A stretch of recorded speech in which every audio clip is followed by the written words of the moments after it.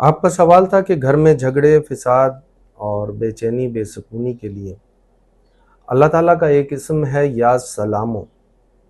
اگر آپ چاہتے ہیں آپ کے گھر سے جھگڑے، فساد، بے چینی، دل میں جو بے چینی پیدا ہو جاتی ہے، سکون، راحت، اطمینان آپ کو ملے،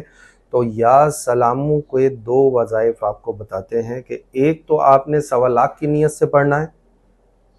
اور اس میں پابندی یہ ہے کہ ایک جگہ بیٹھ کر پڑھنا ہے اس کو۔ سب سے پہلے 2 نفل پڑھیں، حسب توفیق خیرات کریں اور اس کی نیت کریں 1.25 کی، اور اس کے بعد آپ اس کو پڑھنا شروع کر دیں 5000 مرتبہ روزانہ،